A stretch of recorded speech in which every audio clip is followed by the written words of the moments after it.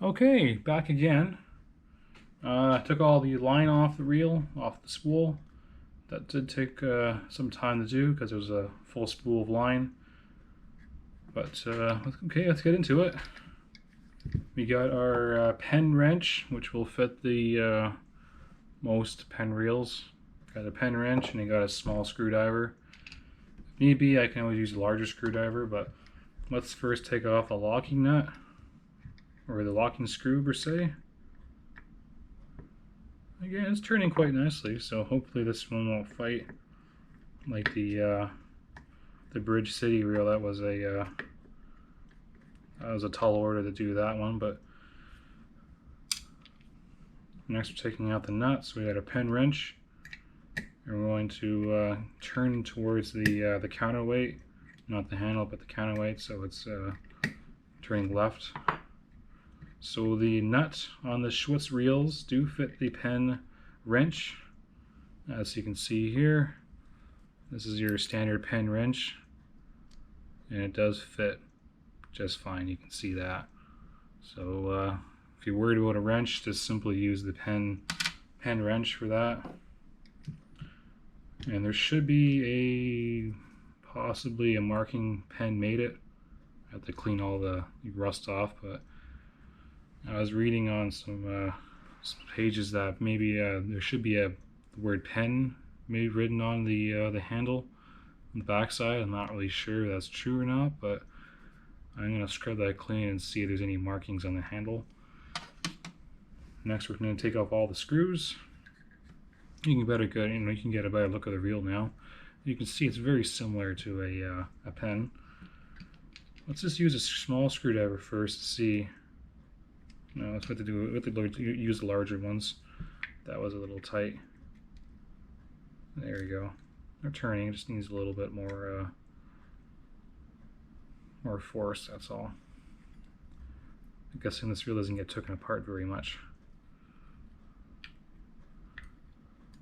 But just like all the other reels on my channel, take it apart, clean it, then it's ready for the shelf.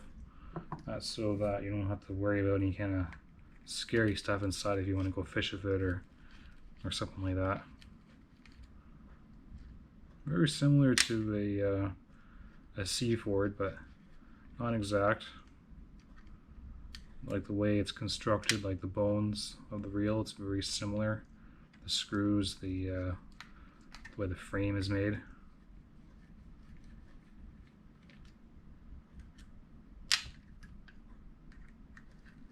If you lose a screw, it might be compatible with a more modern reel, maybe, I'm not sure.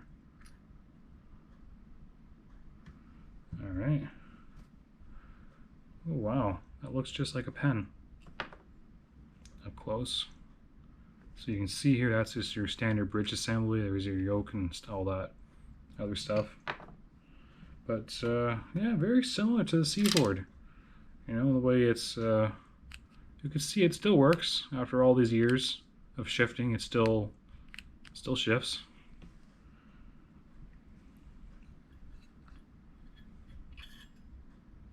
Yeah, just like the Pen C-Ford or another pen reel is very similar constructed. No markings on the inside like the I have a 1933 C-Ford, and it has a letter K stamped on the clicker side or the left side of the side plate. So that's an earlier stamping, but I don't know if that's true or not for the these reels. Anyways, let's just take off the bridge assembly next. Very slowly and carefully. Don't want to break anything here. Just trying to break them loose. Like I said, it's all gummed up. It's almost like it had really thick grease in there and it kind of hardened up. But we'll clean this reel up and have it ready.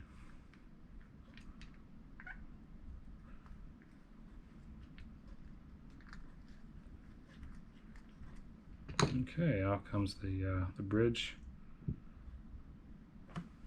So that's the bridge. Here comes the pinion gear. Maybe this one over here will come out first. Whatever one comes out first, I'll do. There you go. There's the bridge, or yoke assembly, if you want to call it that. So this reel has, it looks like a brass pinion gear.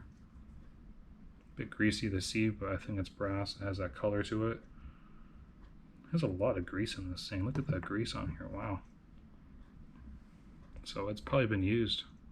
Like someone was fishing with it, which is okay. You know, it's their choice. They want to fish with an older reel. All right. Slide the screws out. There's so much grease in your screws don't want to fall out. It's going to have to slide out with my fingers here.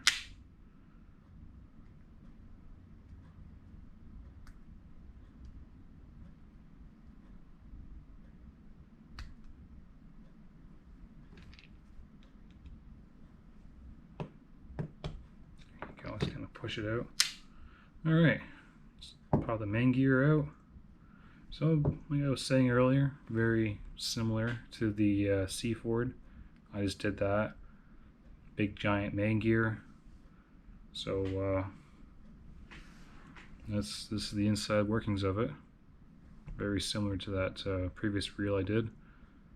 And it does have the hole, like the other Penn reels do, like the bay heads and other reels.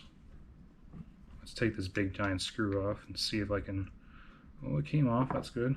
Sometimes I really have to heat up a hairdryer or something like that because they're so stiff that they don't want to come out. It'd be really nice for it to come out because I can clean it and get it freed up again. There you go. Here comes the spring. So if you ever do need a spring for this, like little jack spring or whatever it's called, the yoke spring, or you can probably take it out of the Seaford or something similar because it looks very the same. Even the jack is very the same too, the way it's constructed. Let's see if the wrench will fit this nut, and it does. It's coming apart, so this reel wasn't sitting around, it was being used. There you go. Alright, and it's pretty much stripped down, as you can see there. Next we'll just unscrew this and begin cleaning. Bit of rust and corrosion in there. Just going to quickly break the screws on here so that I can do that. Sometimes the screws don't want to come out. Use penetrating oil or something like that to get the oil into the screw. I guess something happens, corrosion sets in. That's like the oil of the screw holes for assembly. But yeah, everything is turning nicely, which is kind of a nice thing. I don't have to worry about wrestling with a screw, a broken screw into here. Sometimes the screws break, and that is quite a wonder to take them out. What I generally do is chuck them in a lathe and drill out the screw hole, or sometimes I just simply